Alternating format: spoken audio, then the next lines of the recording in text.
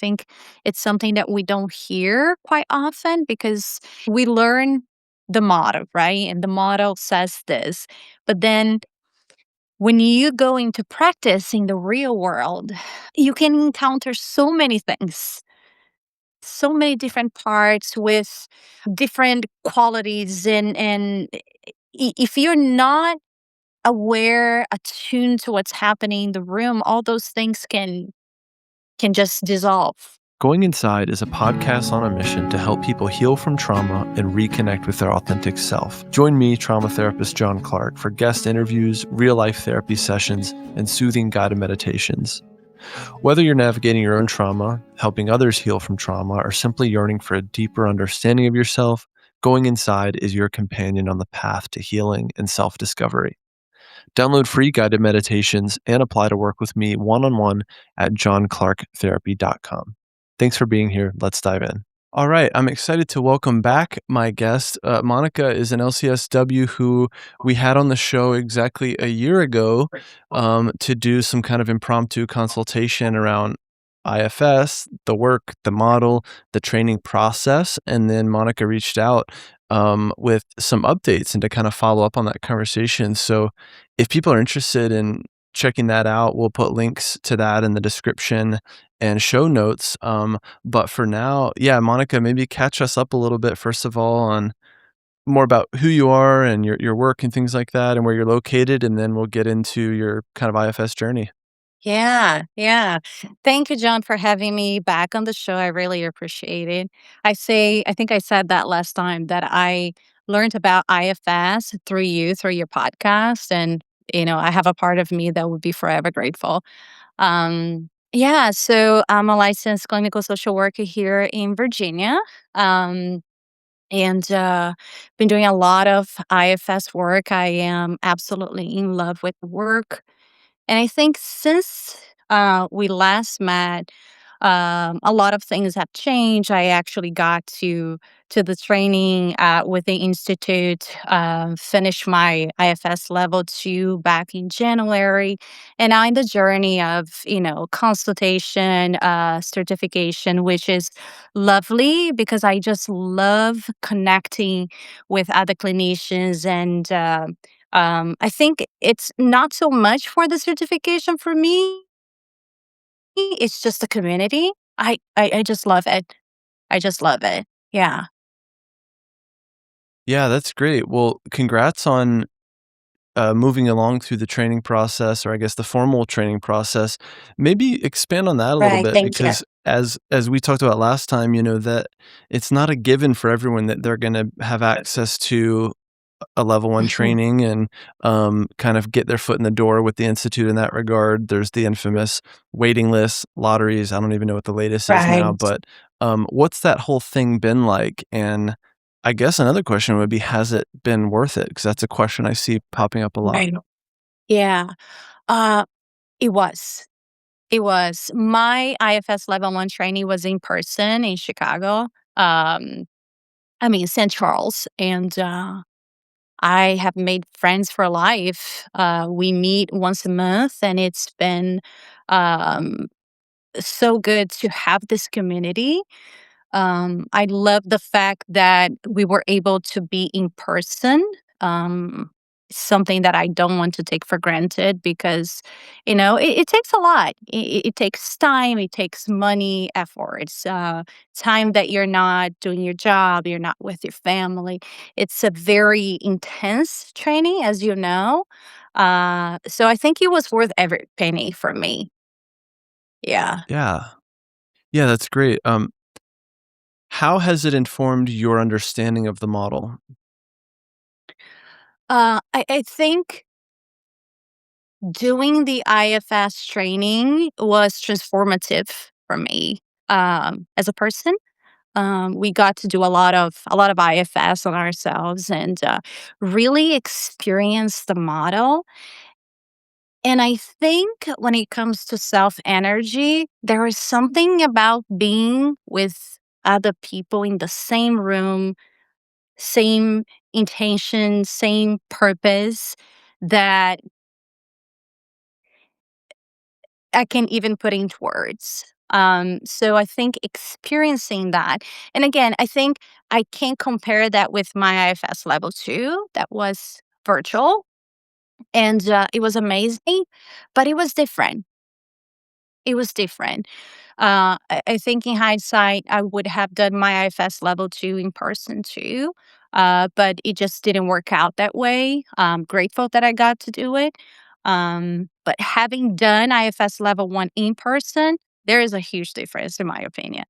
Yeah. Yeah. If you're someone that values this in-person atmosphere, this energy, then go for it. This episode is brought to you by Jane, a practice management software and EMR designed to help practitioners run their business, not the other way around. Managing a practice can mean juggling more tools than you ever planned to. One for booking, one for documentation, another for billing. Each solves a small part of the puzzle, but because they don't work together, the manual admin adds up. Jane helps practitioners connect their core tools all in one place. Payments are taken and recorded directly in Jane, so billing stays accurate and easier to track. Jane Websites helps new clients find your clinic online. And if something needs attention, Jane's support team is available by phone, email, chat, with an understanding of how your entire system works together. For added peace of mind, Jane includes privacy and security features like two-step verification, role-based access levels, and HIPAA compliance so that you can feel confident in your practice and knowing that your client data is protected. Practitioners know better than anyone, a little connection goes a long way. To learn more about how Jane can support you, your clients, and your business, head to jane.app/demo. And if you're ready to give it a try, you can use my code JOHN, that's JOHN, for a 1 month grace period on your new account. Again, that's jane.app/demo. Use the code JOHN for a 1 month grace period on your new account. Yeah. That's really good advice. I know a lot of people, ponder that decision between in person and online, and some of it is logistics and even cost, right? Because the Oh, training itself is absolutely. very costly, and then getting yourself to Mhm. Chicago and putting yourself up, and going multiple times Yeah, is a lot, and it is. yeah, And I I do I think I your acknowledge experience. that, Yeah, I think it's a privilege to be able to do, uh, this training in person. There's a lot that goes into it. A yeah. lot. Yeah, for sure. You mentioned something that is very IFS, which is experiencing the model yourself is the main way of learning. Mhm. Receiving the model is the main way of learning, and um, level one is a lot of that. It's a lot of trying on the model as a practitioner and receiving it um, as a client. So Mhm. this kind of learning from the inside out piece is pretty apropos for IFS. Mhm. Yeah, Yeah. Yeah, I think it's I don't know about you, but I feel like for this work that we do, you have to experience that for yourself. yeah, It doesn't feel genuine to help other people navigate their own parts, their internal system when you don't do it, right? yeah. So I think that's why it's so important to either be in your own IFS therapy, consultation, a group of folks that, gather to talk about that. hmm IFS is simple but not easy. On the surface, it's about parts and self. But when you're in the room with a client, things can get complex fast. Helping someone meet a protective part or wounded exile, that takes skill. And most importantly, it takes safety. My name is John Clark, trauma therapist and IFS therapist, and in this free webinar for therapists and practitioners, we're going to explore the subtleties that make IFS so powerful and how to navigate them with more clarity and confidence. You're going to learn why safety is everything and how to do it well, what trips therapists up when applying IFS in practice, and a simple tool that you can begin using right away. If you want to go beyond theory and truly embody the work, then this is for you. Join the free webinar today. Link is in the description. Yeah. Yeah.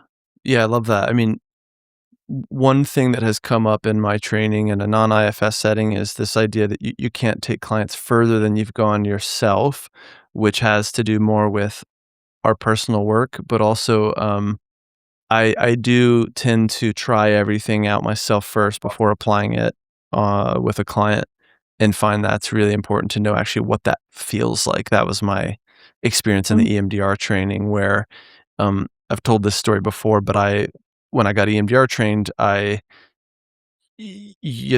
practitioner who was practicing on me, she kind of paused in the middle of the BLS, and I got extremely dysregulated, and they had to call the trainer over and things like that, and it was mm, a really challenging experience, but it gave me a lot of reverence for the potency of it, and right. in reality, there's a lot of potency to IFS as well, and that's part of why there's lots of guardrails around it for better Mhm, or worse, because you can go too deep too fast and get people into deep waters, and you can just jump mhm, in and start kind of, messing around with exile territory, and you can do damage with the model, so I think that's why there is so much gatekeeping around the model, but mhm. also I know a lot of people have lots of different feelings about that, which I also understand, so Yeah, no, I totally agree.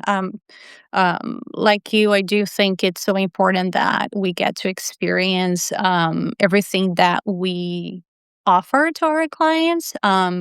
My EMDR training was amazing, was in person, and it was intense. I remember coming home and driving back home, and I just wanted to cry. And when I got home, I was so exhausted emotionally. I went to bed right away. It was my body could sense the release of all, all my processing, whatever it was that I was processing, reprocessing. It was a lot. It was a lot, and it gave me this perspective, right? So when I work with clients, I can be mindful. It can be a lot for their bodies. It can be a lot for mhm, their um, internal system. And one of the things that I always encourage people to do, whether they're doing IFS or EMDR, go home, take care of yourself, do what helps you, right? Go eat good food, sleep, watch a movie, do whatever helps you because it can be a lot. This work can be a mhm, lot. Yeah. mhm. Yeah, tell me more about your experience in kind of bringing the model to your clients, because I know, again, last time we spoke a year ago, the IFS that you knew so far was, kind of self-study, right? Yeah. Yeah. And so what was it like applying the model then, and what's it like applying the model now after your formal Right. training? Right. I think there is more understanding, more confidence, and also, wow, I actually got to do it myself, right? After my training, I went ahead and started my own IFS therapy because I do think that you got to do your own work so you can understand how people's systems can work so differently, and it's not an easy task to navigate people's systems, right? To support people in navigating their own systems. Um, so I think it gave me more confidence, more calmness, and more awareness of what this work entails. Um, and I am so glad I did. I think, going back to your initial question, was it worth it? Yes, because dedicating so many hours, because I think this training is like over 100 hours, something like that. And I didn't stop there because, right away I got two consultation groups, one individual consultation, another one group consultation. So that keeps going on and on and on. Um, and you're always learning something. You're always learning something. When you think okay, I got this figured out, right? There's always something that will show up, whether in your own work or a client, and you're like, wow, that was that was interesting, right? I still get very amazed by some parts as I'm doing this work as a therapist, as an observer, as someone who practices IFS too. Um, It always amazes me. I think parts don't cease to amaze me. Yeah. Yeah. Yeah, I mean, humility and reverence for, um, our parts and the way they work and their unique attributes and personalities is, a big part of the kind of posture of IFS. Mhm, And also they're leaving room for the magic of the model, and things just tend to happen, and when we are in, mhm, uh, a good degree of self-energy, that invites the client to be there as well, and, mhm, things just tend to happen. So, a lot of people get really caught up on, like, the technique, we were, I was doing consulting with someone in our Pathways to Self group yesterday, and, they really wanted to, like, get the model right or get the Fs right and do them in order, and, like, that's the structure of a session.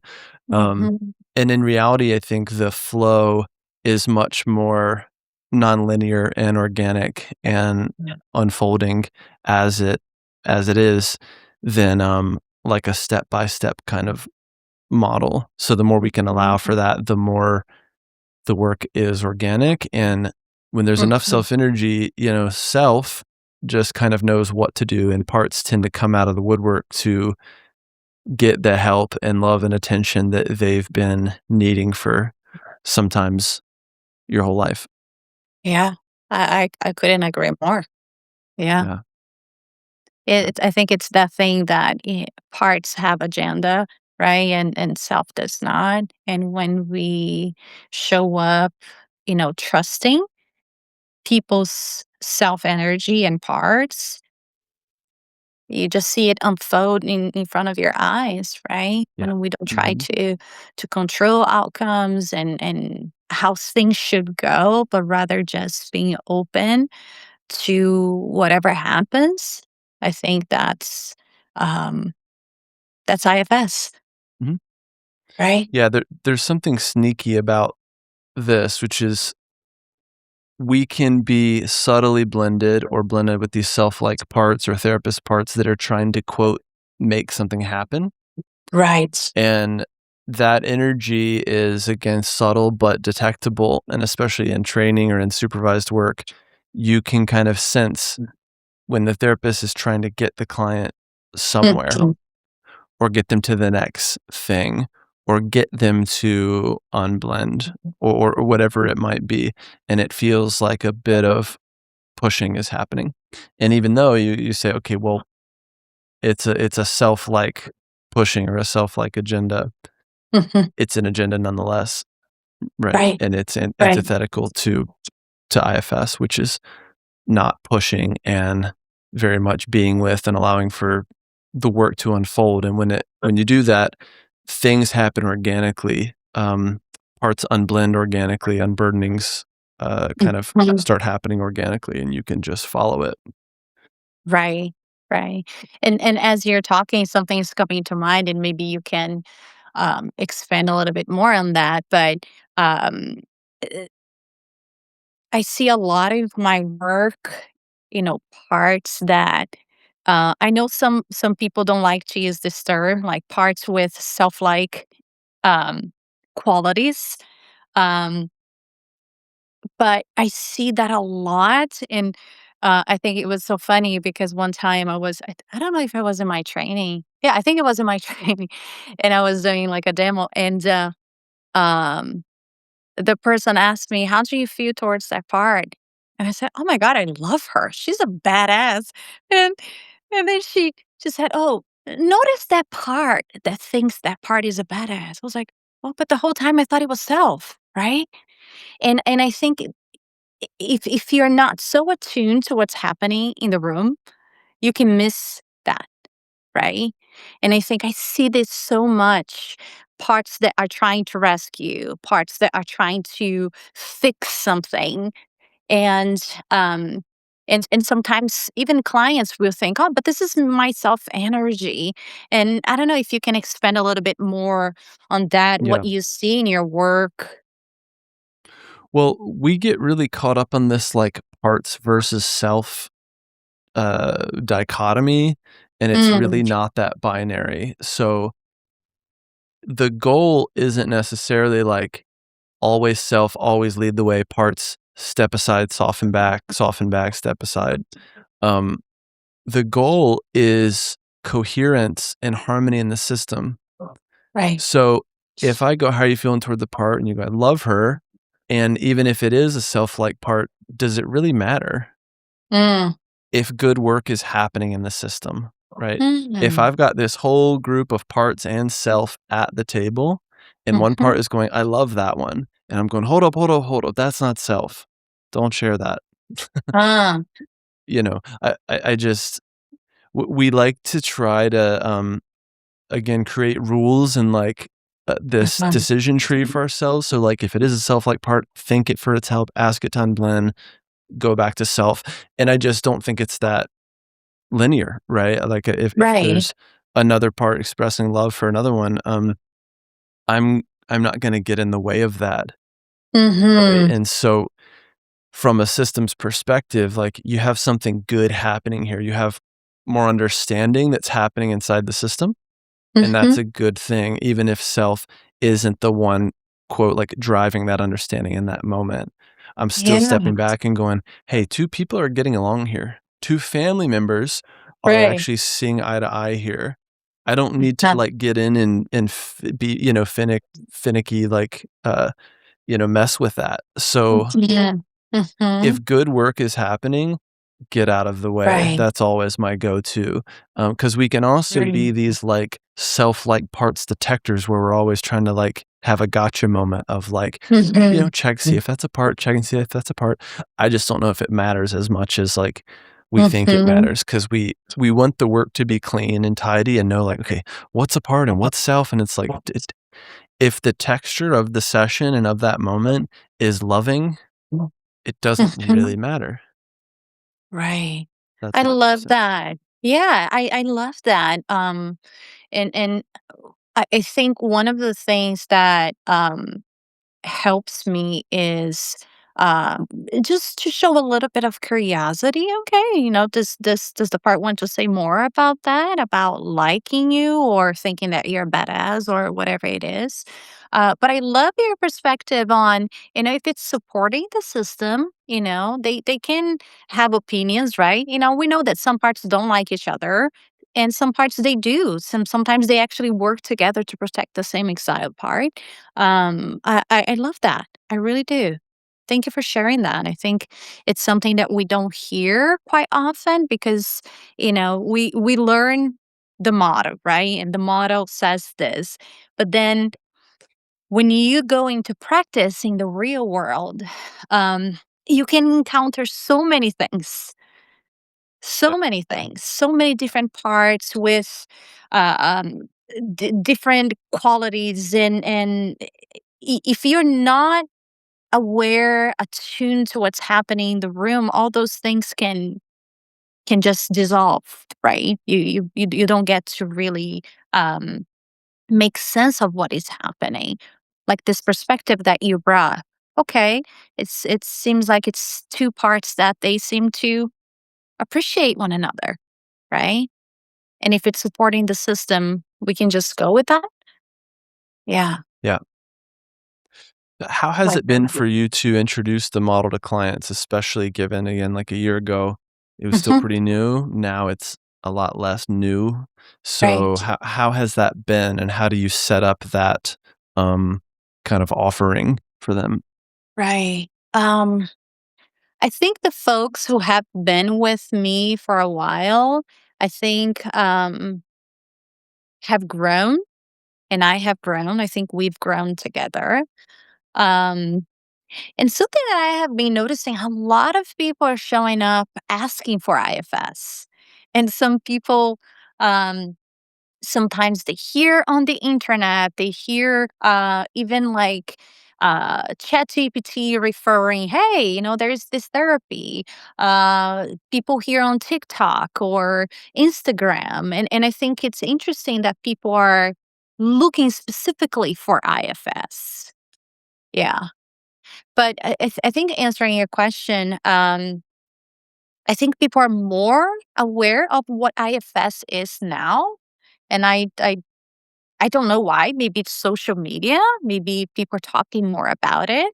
But I think before, when you said something like, "Oh, IFS therapy, parts work therapy," people are like, "What? What is this?" It's like, is this a spiritual thing? Who are we talking to? And I think nowadays, what I have been noticing is people are more aware of what IFS is. I guess we're talking more about it. I don't know what you would say about it, but um, sometimes I have people specifically when they go to the portal saying, "I want IFS therapy." And I think that's great. I think it's lovely that people are more aware of what IFS is and what IFS can offer. Yeah, that's great. What else do you feel is kind of missing from this conversation, or when you reached out, what did you want to make sure we kind of touched on here today? Not sure. I think I just reconnecting.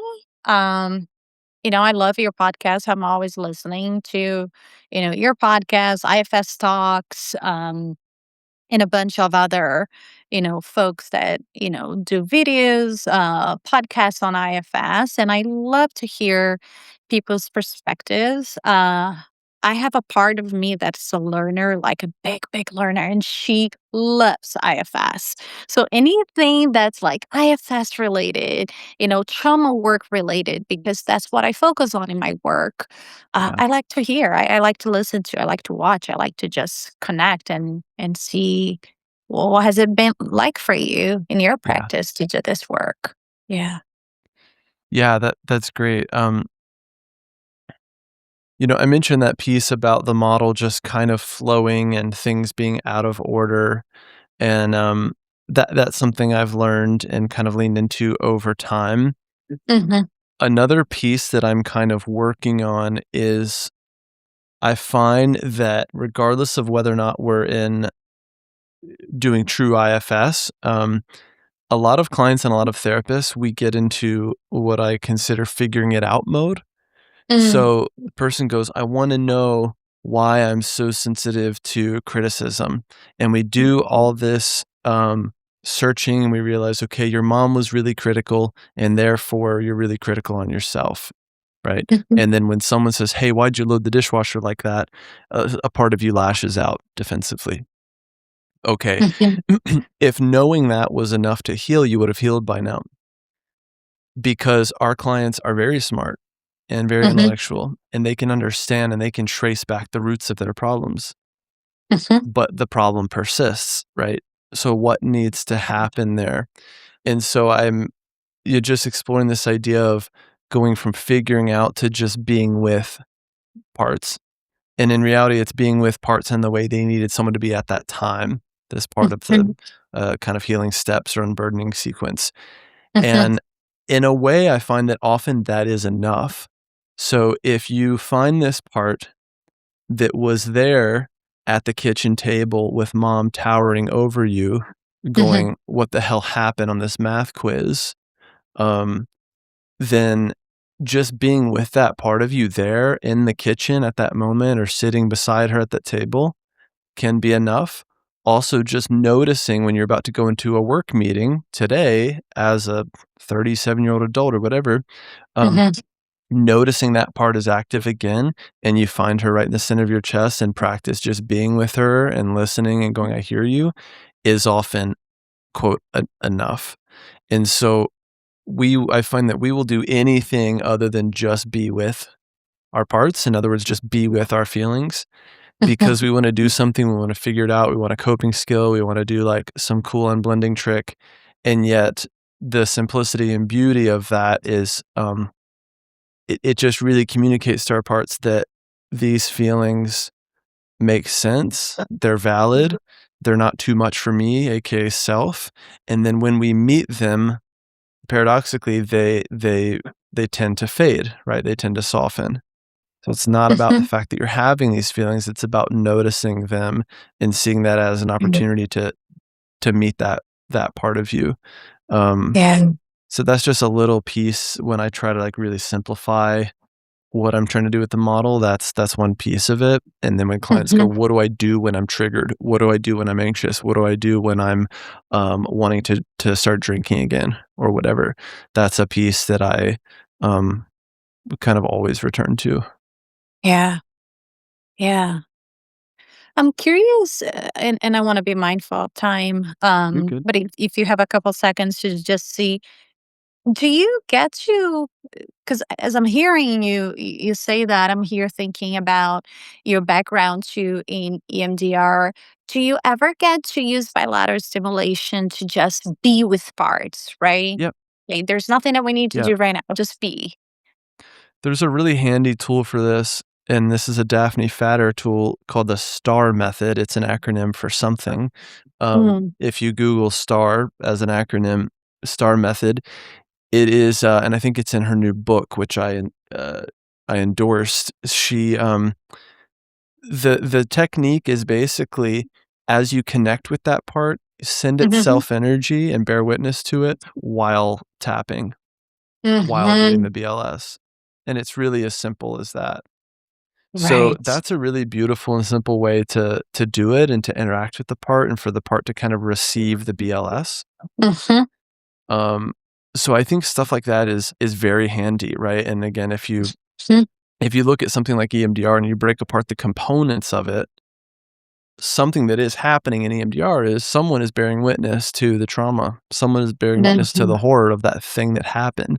Someone is bearing witness to that kitchen table moment. mhm, And we're tapping and we're asking for your SUDS 0 to 100, and we're asking what's the belief or fear that goes along with this thing? Well, I'm afraid I'm worthless. Got it. Just mhm, go with that. So, there's just so many ways to break it apart and go like, what's the medicine inside EMDR? Is it the BLS? Is it the core mhm, belief piece, right? Is it the mhm, witnessing? What's the medicine in IFS, right? Is it the unburdening? mhm, Is it the fleshing out parts? Is it asking their fears, whatever? So, uh, the bottom line is I don't know. I have some ideas, but mhm, whenever there's this idea in business, the 80/20 rule. 20% of efforts are usually producing 80% of your results, or mhm, 20% of all the products you offer are producing 80% of your results. Something similar, I think, happens in therapy and in these models where we go, okay, there's 11 different components to IFS or to EMDR or to ACT or whatever. And I'm always trying to find that 20% and distill it down to go like, what is the essence here? And what's mhm, the component that's actually driving most of the change? mhm. Right, right. It's beautiful. Yeah, So I just yes. encourage clinicians to think about that too, right? And another good way to do that, that is both good for your client work and good for your marketing, is explain this thing to me like I'm a third grader, Mhm, right? Or when I explain mhm. things to my 6-year-old about what I do, that's a very good opportunity to practice making things that simple. Yeah. What do I do at work? And when people are sad, how does daddy help them, as a therapist? Mhm. Really, really going into how do I understand what I do and what I'm trying to do in the room, and how do I explain that, whether it's to a client or, my 6-year-old? Mhm. Yeah. Yeah, I love that. I love I wasn't aware of the method. I do something similar, just when I do complaints, just like, do you wanna bring some Mhm. parts with you? And then, either do butterfly hug or some tapping on the legs, or I have some posters in the office that sometimes people, enjoy doing that, and I think it can be so calming for clients and even for us, right? It's just like, sometimes I'm just tapping on my legs as I'm sitting in the office and just like, you know, being with my parts too as the Yeah, session is happening. Yeah. yeah. Yeah. The biggest permission I wish I could give all therapists is the permission to play and experiment. So anytime I'm setting up like a technique or an intervention, I hold it with a very loose hand and go, I don't know, we could kind of try this thing. I'm holding like a fidget thing. It's like we could try Right. this Right. thing, or we could stand on our heads, right? Or we could spin around in a chair. or we could try to get to know that part. Let's just see, right? So I hold everything very loosely and have um, that sense of just let's find out together. Mhm. Years ago when I started my career, I used to do a lot of clinical hypnosis, and that's the same thing of, let's see what happens together. The reality is, like, Mhm. hypnosis is a phenomenon, and that phenomenon may or may not happen today, or Mhm. some version of it may or may not happen today in the room. I don't really know, but I'm always curious, and let's see how it goes, and if it doesn't work, let's get curious about that, right? And Mhm. the parts and the thoughts and the feelings around it not working. So in that regard, you kind of can never go wrong, but we put ourselves in this power position that we never wanted in the first place of, like, needing to know, needing to be the expert, needing the IFS to work, and that is antithetical to IFS and to healing. Mhm. And so it's like, let's see how that is, right? If the client's like, "I wanna sit on the floor," it's like, "Let's sit on the floor and see how that is," right? I think I wanna Mhm. draw my parts, let's draw them and see how that is, right? I never assume that I know how this is gonna go, and that takes me out of that expert chair that I never wanted to be in the first place, and, I think it builds greater trust with clients too, right? That I don't have Right. this agenda and I'm not trying to, like, do something to you. Because I don't know how any of this is gonna go, and I'm constantly humbled by the phenomenon of therapy in general, and I'm constantly going, "I don't really know what therapy is." The longer I Mhm. do this, the more I'm like, "I don't really know what it is." It's a lot of things, Right. you know? Yeah, I agree, and I think when we, sit with a client and we practice saying to ourselves that the client knows their system better than Yeah, anybody. I don't know the client's system, right? And I think having going back to that humility that we talked about past show and today you talked a little bit about, I think it's so helpful to always have that in mind, right? I'm here just as a channel, as a support, but my client knows their system better, yeah. right? The position, the positionality, if you will, that was explained to me by my mentor, Randy, who's not an IFS therapist, but a trauma therapist and has basically his own parts model and he'll even do this with clients, which is have them stand up and kind of show them that in this work, we're walking down this path or this trail together. And it's not Mhm. me, the therapist, standing out in front of you, Right. right? It's not me totally behind you or too far back. It's me kind of beside and slightly behind and Mhm. going, "Hey, we could go over here. We could go over here. How are you feeling about going over here?" "Yes, this is scary, and I'm with you." And so, really thinking about your positionality, your posture, clinically and therapeutically, and notice how there's moments where you end up in front for some reason. Right? Mhm. Leading from the front versus leading from behind or slightly off and to the side. Mhm. There are things that evoke therapist parts when clients are about to relapse or they're cutting again or they're hopeless or they might get Right. a divorce. "Oh my god, I gotta stop the divorce." Right? Or the client's going, "This therapy isn't really working." And we go, "Oh my god, I gotta pull out some new tricks," or Mhm. really, like, do an unburdening or something crazy. That's all our stuff. Right? And it's all Yeah. antithetical, and it when we step out in front of clients, it sends a message to them that they can't handle this, that they're not Mm. capable of walking this path. Mhm. I have to do it for you. I know more than you. We don't mean to do this, but we do it out of anxiety, and we do it Right. implicitly and, without awareness. So just really bringing gentle curiosity to those moments where I'm doing too much in session. "Oh, how did I end up here out in front of the client?" Right? Mhm. I'm trying to Right. rescue or protect or save them from something, which again communicates that they need rescuing and saving and that you are in fact a savior. Whoops, Mhm. that's pretty dangerous, right? Right. I So, think that's why consultation is so important in this mm, work, right? Because things will happen, countertransference will happen, parts will come up. Being consultation, I think it's essential for this work to talk yeah, about things that we may need support with, navigating people's systems and our own systems, right? Because I think that's what's happening in sessions for us therapists. We are navigating our own systems and the client's systems as the session is happening. Yeah. So, which requires a lot of self-awareness, self-energy, and consultation. Yeah. There you go. Mhm. Yeah. A lot of times we don't know these things are happening, right? This is also why taping sessions, maybe not all of them, but taping some sessions and showing your work in supervision or consultation is essential. I'm doing Mhm. that right now with my own supervisor, and there's what we're aware of as therapists, and then there's everything else, and Right. we're always subject to the intersubjectivity of just client and therapist experience of what happened in the room. But then there's Mhm. everything else, and we're always missing something. So the more you can tape and show your work, the more your work is gonna deepen, and you're gonna start to get help noticing those layers that are more implicit or are your blind spots. That's what a blind spot is. It's you're not aware of it. You can't possibly be aware of it yet until someone helps you bring awareness to it, whether it's a Yeah. client helps you or your supervisor helps you or whatever. So, Mhm. yeah, Mhm. Yeah. We're always growing in this work, outside of this work, right? Um, yeah.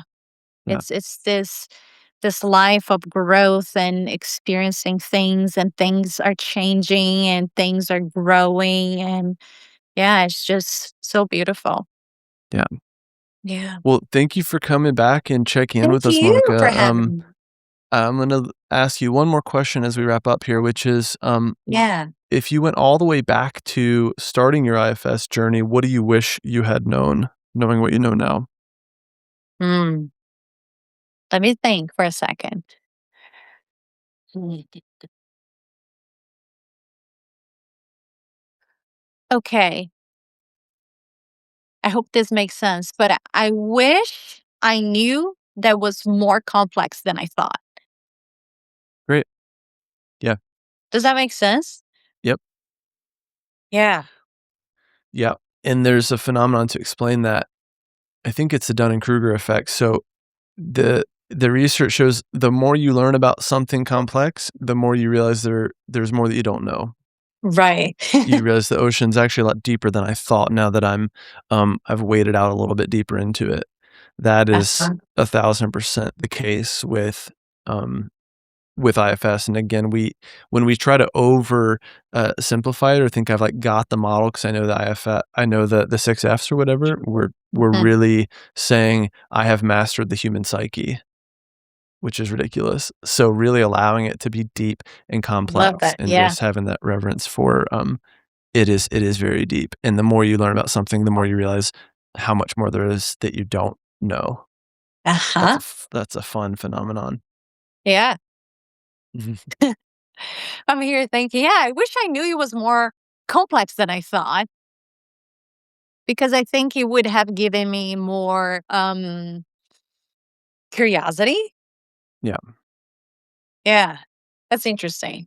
Well, it's simple in theory, but not easy to implement, Yeah.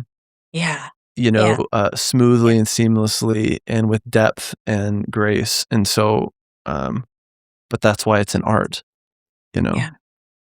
Um, Beautiful art. Thank you so much again, Monica, for being Thank here. you. We'll Thank put you. Yeah, my pleasure. We'll put links to your, website and stuff like that if folks are interested in learning more about you, and, Sure. Thank who you. knows? Maybe we'll check in again in a year. Yeah.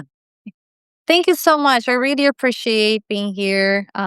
It's always good to connect and talk about IFS. Yeah. You too. Thanks again for doing this. Thank you, John. I appreciate you. See you soon. Okay. See you soon.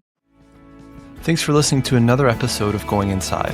If you enjoyed this episode, please like and subscribe wherever you're listening or watching, and share your favorite episode with a friend. You can follow me on Instagram, YouTube, and TikTok at John Clark Therapy, and apply to work with me one-on-one at johnclarktherapy.com. See you next time.